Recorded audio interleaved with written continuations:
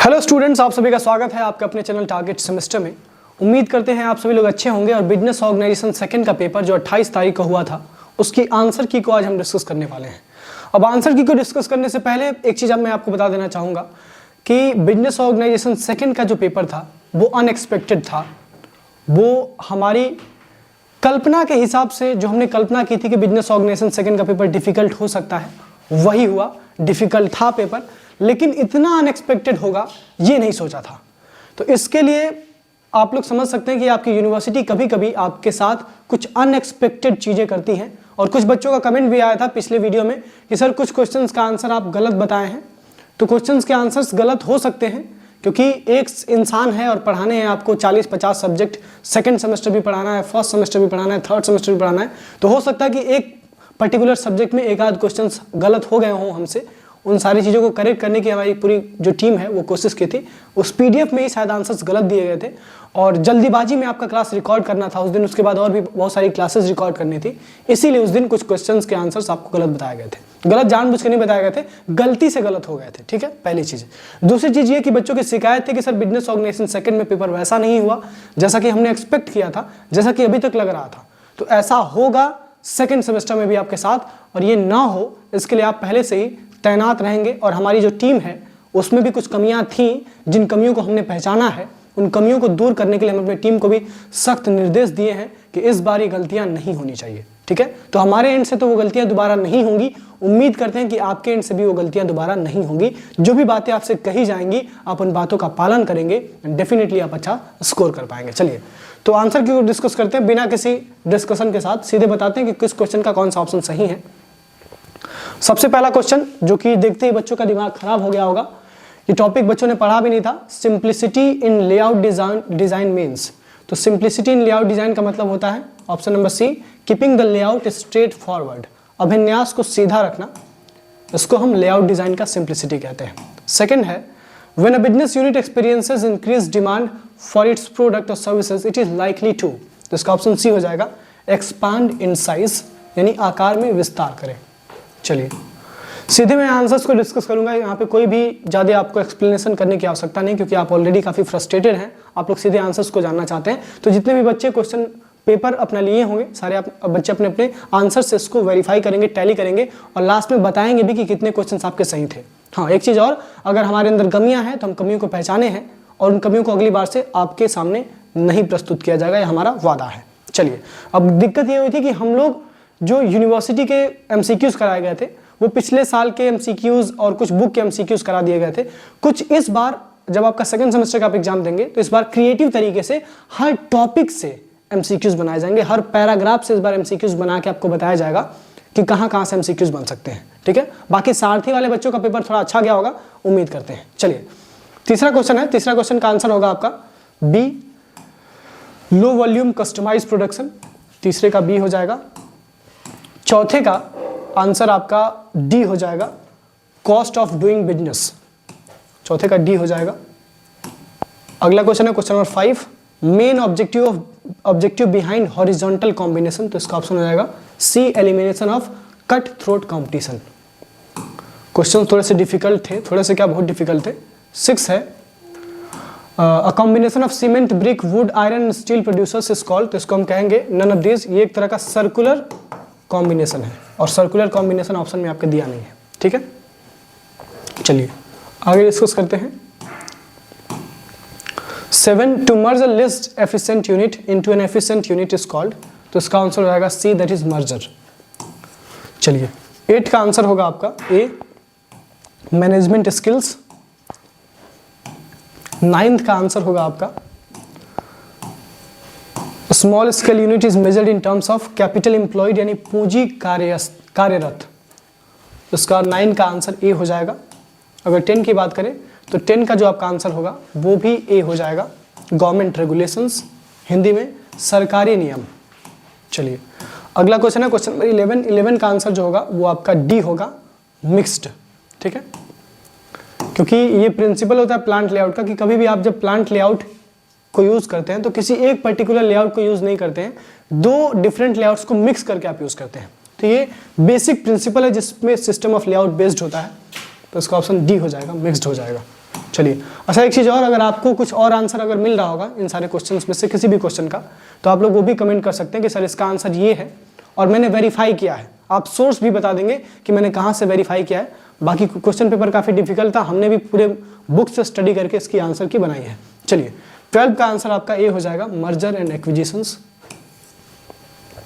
आगे बात करते हैं 13 की। 13 का आंसर आपका बी होगा, प्रोसेस यानी प्रक्रिया लेआउट, प्रोसेस लेआउट। 14 का आंसर आपका ए होगा, सॉरी बी होगा, ड्राइविंग, ड्राइविंग फोर्स। ये डिफिनीशन आपके बुक में दिया गया है। अब इतना क्रिएटिव तरीके से क्वेश्चन एग्जामिनर इस बार बनाया है जैसे लग रहा था कि सच में एक अच्छे कोर्स का पेपर बनाया गया है। बाकी पिछले साल के जो भी पेपर्स थे वो काफ़ी आसान थे, काफ़ी लीनियंट थे, तो ऐसा लग रहा था कि वो पेपर्स केवल कॉपी कर दिए गए हैं। लेकिन इस पेपर का लेवल देख के ऐसा लग रहा है कि इस पेपर को वही बच्चा सॉल्व कर पाया होगा जिसने थोड़ी सी कंसेप्चुअल स्टडी की होगी। चलिए 15 की बात करें तो 15 का आंसर डी हो जाएगा, ऑल ऑफ दीज। चलिए 16 की बात करते हैं। 16 का आंसर आपका डी हो जाएगा, स्टील मिल्स यानी स्टील के मिलें। चलिए 17 का आंसर आपका सी होगा, मैक्सिमम प्रोडक्शन, अधिकतम उत्पादन। 18 का आंसर आपका सी होगा, 18 का भी आंसर आपका सी होगा, फिक्स पोजीशन लेआउट। ये क्वेश्चंस कुछ बताए गए थे इसमें से, मतलब मुझे लग रहा है कि लाइव क्लास में से लगभग 7-8 क्वेश्चन आए हैं। जो उस दिन एग्जाम के पहले जो 27 जनवरी को रात को लाइव क्लास की गई थी उसमें से 7-8-9 क्वेश्चन आए हैं। और इसके अलावा जो आपका प्लेलिस्ट है, अगर प्लेलिस्ट को कोई बच्चा अच्छे से फॉलो किया होगा तो सारे क्वेश्चन तो नहीं आए प्लेलिस्ट से, मैं जानता हूँ लगभग 20 से 25 क्वेश्चन, 25-26 क्वेश्चन आपके प्लेलिस्ट से आए हैं। अगर आपने प्लेलिस्ट में कंसेप्चुअल लेक्चर भी देखा होगा तो फिर वहाँ से आपको क्वेश्चन मिले होंगे। ठीक है, तो इस बार थोड़ा सा अनएक्सपेक्टेड हो गया, लेकिन आपकी यूनिवर्सिटी को टारगेट सेमेस्टर से बेहतरीन कोई नहीं समझता है। टारगेट सेमेस्टर जिस प्रकार से आपकी यूनिवर्सिटी को समझ सकता है, जिस प्रकार से उसके पेपर पैटर्न को समझ सकता है, उस प्रकार से कोई दूसरा नहीं समझ सकता है। और ये वादा है हमारा कि अगली बार ये गलती नहीं होगी। पहली चीज़ ये कि हमने एक्सपेक्ट किया था, हमको पहले से ही अंदर से ये इंस्टिंक्ट आ रहा था कि इस बार पेपर डिफिकल्ट होने वाला है, क्योंकि आपका पेपर निरस्त हुआ था। तो एग्जामिनर ने शायद उस बीच में पेपर को रीफ्रेम किया होगा तो डिफिकल्ट कर दिया गया होगा। ठीक है, अगर वो पेपर पहले से बन गया होगा तब तो ठीक है, कोई बात नहीं। लेकिन अगर पेपर डिले हुआ है तो इसकी वजह से भी हो सकता है कि आपका पेपर डिफिकल्ट बन गया होगा। ठीक है, लेकिन परेशान नहीं होना, जितना भी नंबर आता है, पासिंग भी आए तो कोई दिक्कत नहीं है। अब आपका फर्स्ट सेमेस्टर का एग्जाम खत्म हो गया है, तो फर्स्ट सेमेस्टर के एग्जाम को लेके आपको सर पे नहीं चढ़ाना है, सेकंड सेमेस्टर की तैयारी में पूरी तरह से जुट जाना है। और 1 फरवरी से आपका सेकंड सेमेस्टर का जो बैच है वो भी लॉन्च किया जा रहा है और आपकी ऑफलाइन क्लासेस भी स्टार्ट हो रही है। तो ऑफलाइन क्लासेस के लिए मोहद्दीपुर जो भी बच्चे पहुंच सकते हैं, मोहद्दीपुर में आपकी ऑफलाइन क्लासेस स्टार्ट होने वाली है, तो मोहद्दीपुर में जो भी बच्चे पहुंच सकते हैं वो ऑफलाइन क्लासेस में आ सकते हैं। देखिए, सबसे बड़ी बात होती है कि अगर आप किसी भी एग्जाम को देने जाते हैं, एमसीक्यूज बहुत इंपॉर्टेंट है, लेकिन कंसेप्चुअल स्टडी उससे ज़्यादा इंपॉर्टेंट है। क्योंकि at the end of the day अगर आप जाएंगे किसी कंपनी में, किसी कॉर्पोरेट सेक्टर में काम करने के लिए, तो वहाँ पे आपके नॉलेज की वैल्यू होगी, आपके सर्टिफिकेट की, आपके मार्क्स की वैल्यू नहीं होगी। और वहाँ पे आपके पास नॉलेज कैसे आएगा, जब आप थोड़े से कंसेप्चुअल तरीके से पढ़ाई करेंगे। बाकी कुछ बच्चे ऐसे हैं जो मजबूर हैं, उनको केवल एग्जाम ही पास करना है, उनके पास कोई कंडीशन है, कोई सर्कमस्टांसेस ऐसे हैं। लेकिन अगर कुछ बच्चों के साथ ऐसे सर्कमस्टांसेस नहीं है तो आप कोशिश करें कि आप कंसेप्चुअली पढ़ें, एक लेक्चर को देखें, एक टॉपिक को, एक बुक के एक टॉपिक को पढ़ें, तो उससे आपको 100% कंसेप्चुअल क्लैरिटी मिलेगी और आपका जो एग्जाम होगा वो तो अच्छा जाएगा ही, आप अपने करियर के लिए भी अपने आप को तैयार कर पाएंगे। ठीक है स्टूडेंट्स, चलिए तो 19 का आंसर आपका सी होगा, क्लाइमेट, जलवायु। सीधे आंसर सारे बता देते हैं। 20 का जो आंसर होगा आपका डी होगा, ऑल ऑफ दीज। 21 की अगर बात करें तो 21 का जो आंसर होगा वो Alfred Weber principle industrial localisation are, तो इसका 6 आंसर होगा। इसका तो आंसर मेरे हिसाब से 3 ही होना चाहिए, लेकिन 3 ऑप्शन में दिया नहीं है। अगर आप ध्यान से पढ़ेंगे तो फिर इंडस्ट्रियल लोकलाइजेशन के आपको 6 फैक्टर्स भी मिलेंगे, थोड़ा सा डीप स्टडी करेंगे। वैसे जो एक चीज़ और दिक्कत है कि ये जो प्लांट लोकेशन और प्लांट लेआउट का टॉपिक है, ये स्पेशली इंजीनियरिंग वाले बच्चों को पढ़ाया जाता है। जो बच्चे सिविल इंजीनियर्स होते हैं, जो सिविल इंजीनियर्स बनते हैं, जो सिविल इंजीनियर्स की पढ़ाई करते हैं, उनको ये प्लांट लोकेशन, प्लांट लेआउट का सब्जेक्ट पढ़ाया जाता है। और ये पता नहीं कैसे आपके सिलेबस में आ गया है, फिर भी कोई बात नहीं, आ गया है तो इसका भी रिलेशन है आपके सिलेबस से, लेकिन उतना ज़्यादा कोई खास रिलेशन नहीं है। इसलिए बच्चों को थोड़ा और डिफिकल्टी आ रहा था, क्योंकि ये जो सब्जेक्ट है ये बच्चों ने आज तक पढ़ा ही नहीं है और ये उनके कॉमर्स से ज़्यादा रिलेटेड भी नहीं है, इसलिए थोड़ी डिफिकल्टी आपको भी आई थी और हमारे एंड से भी कुछ डिफिकल्टीज आई थी। चलिए 22 की बात करें तो 22 का जो आंसर होगा वो ए होगा, प्रोसेस। 23 का आंसर सी होगा, फैसिलिटी सिस्टम। बी होगा, 23 का आंसर आपका बी होगा, लेआउट और फैसिलिटी सिस्टम। 23 का आंसर आपका बी हो जाएगा। 24 की अगर बात करें तो 24 का आपका आंसर ए होगा, फंक्शनल लेआउट। ये क्वेश्चन आपको कराया गया था। 25 का आंसर आपका डी हो जाएगा, बोथ ए एंड सी। 25 का आपका सी हो जाएगा। चलिए 26 की अगर बात करें तो 26 का आपका आंसर सी हो जाएगा, करेंसी पॉलिसी। 27 का आपका आंसर ए हो जाएगा, प्रोडक्ट लेआउट। 27 का आपका प्रोडक्ट लेआउट हो जाएगा। 28 का आंसर आपका बी हो जाएगा, प्रोडक्ट यानी उत्पाद। 29 का आंसर बी हो जाएगा, फिक्स कॉस्ट यानी निश्चित लागत। 30 का आंसर आपका ए हो जाएगा, प्रोडक्शन ऑफ वेल्थ यानी धन का उत्पादन। 31 का आंसर आपका डी हो जाएगा, नन ऑफ दीज। 32 का आंसर आपका डी हो जाएगा, फेडरेशन यानी फेडरेशन हो जाएगा 32 का। ठीक है, 32 क्वेश्चन नंबर ये 32 है, एक बार मैं आपको दिखा देता हूँ। 32 का आंसर है डी, फेडरेशन। अगला 33, तो 33 का जो आंसर होगा वो आपका सुपरमार्केट हो जाएगा।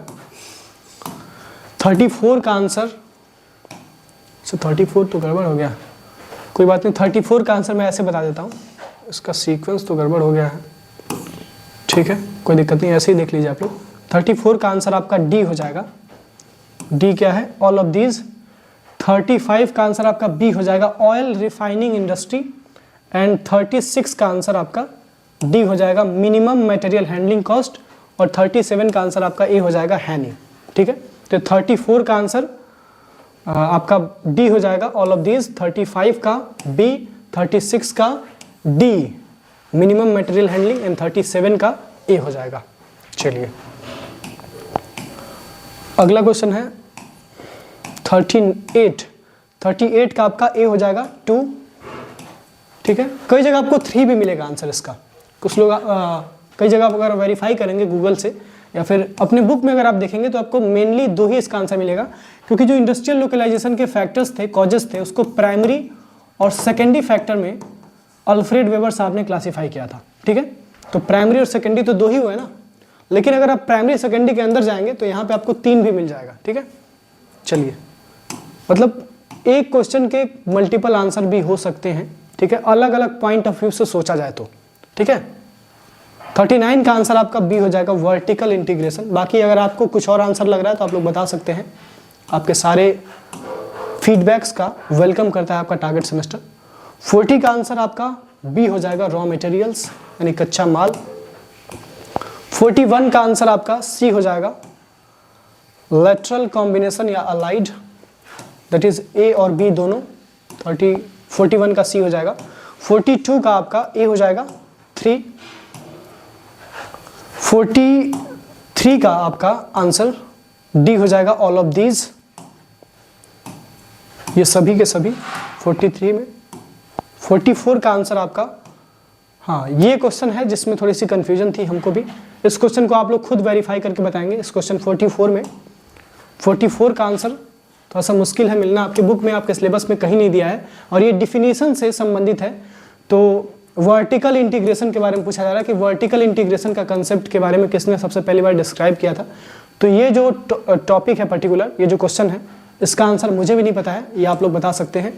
मुझे लग रहा है पर्सनली इसका आंसर रॉबिन्सन या हैनी में से कोई होना चाहिए, क्योंकि जो कंसेप्ट है वर्टिकल इंटीग्रेशन का, उसके बारे में रॉबिन्सन साहब और हैनी साहब बिजनेस कॉम्बिनेशन के बारे में बात किए हैं। तो इन दोनों में से कोई आंसर हो सकता है, लेकिन आप लोग भी बता सकते हैं 44 का आंसर क्या होगा, आप देख लीजिएगा अपने हिसाब से। 45 की अगर बात करें तो 45 का आंसर आपको डी हो जाएगा, प्रोसेस लेआउट। 46 का आंसर आपका बी हो जाएगा, अराइवल। ये टॉपिक थोड़ा सा, ये पर्टिकुलर क्वेश्चन थोड़ा सा कंसेप्चुअल था। ठीक है, मैंने आपको पहले बताया था कि जो सार्जेंट फ्लोरेंस साहब की थियरी है वो इंडक्टिव एनालिसिस पे बेस्ड है, और जो अल्फ्रेड वेबर साहब की थियरी है वो डिडक्टिव एनालिसिस पे बेस्ड है। तो फ्लोरेंस साहब की थियरी इंडक्टिव का मतलब क्या होता है? आगमनात्मक सिद्धांत, आगमनात्मक। और यहाँ पे देखिए आगमन की बात की गई है, ठीक है। तो फ्लोरेंस का जो लोकलाइजेशन का प्रिंसिपल है वो अराइवल पे, वैसे तो इसको टेक्निकली कहा जाता है इंडक्टिव थियोरी, लेकिन यहाँ पे अराइवल भी हो जाएगा क्योंकि लेमन वर्ड है, ठीक है। तो 46 का आंसर आपका ए हो जाएगा, बी हो जाएगा अराइवल। 47 का आंसर आपका सी हो जाएगा पूल। 48 का आंसर बी ए होगा रॉ मटेरियल्स यानी कच्चा माल। 49 का आंसर ए होगा पैरेलल कॉम्बिनेशन, ठीक है। 49 का ए हो जाएगा। 50 का आपका सी हो जाएगा स्पेशलाइज्ड सुपरविजन रिक्वायरमेंट। 50 का आपका सी हो जाएगा। तो स्टूडेंट्स ये थे आपके 50 क्वेश्चंस, जिसमें से एक क्वेश्चन का आंसर आपको नहीं बताया गया। बाकी अगर कुछ क्वेश्चंस के एक हो सकता है एक आध क्वेश्चन में आपको दूसरे आंसर लग रहे होंगे या फिर आपने किसी सोर्स से वेरीफाई किया होगा तो आपको दूसरा आंसर भी मिला होगा, तो आप वो भी बता सकते हैं कमेंट सेक्शन में। आपके सारे कमेंट्स को टारगेट सेमेस्टर वेलकम करता है, ठीक है। बाकी जो भी कमियां थी, जो भी गलतियां हुई हैं इस बार सेमेस्टर एग्जाम में टारगेट सेमेस्टर की टीम की तरफ से या फिर आपकी तरफ से, तो हम दोनों को साथ में प्रण लेना है, ये वादा करना है एक दूसरे से कि ये गलतियां दोबारा रिपीट नहीं होंगी, क्योंकि गलतियां होना लाजमी है, गलतियां इंसान से होती हैं, कोई दिक्कत नहीं है। लेकिन अगर वो गलतियां रिपीट होती हैं, अगर वो गलतियां बार बार होती हैं, तो फिर वो मूर्खता है, वो बेवकूफ़ी है। तो गलतियां हमने कर लिया, अब हम सीख रहे हैं। वैसे ही आप भी गलतियां कर लिए थे, आप भी अब सीख रहे हैं, तो सीखते जाइए और जीवन में आगे बढ़ते जाइए, ठीक है। और बाकी जो भी गलतियां हैं, जो भी मिस्टेक्स आपके टारगेट सेमेस्टर में आपको लगती हैं, वो सारी चीज़ें आप लोग बता सकते हैं, उसका हमेशा से स्वागत टारगेट सेमेस्टर आपका करता है। बाकी ये था आपका आंसर की, कैसा लगा कमेंट सेक्शन में ये भी बताइएगा। और अगर पॉसिबल हो, अगर आपको ये वीडियो अच्छा लगता है तो वीडियो को लाइक जरूर कर दीजिएगा। That's it.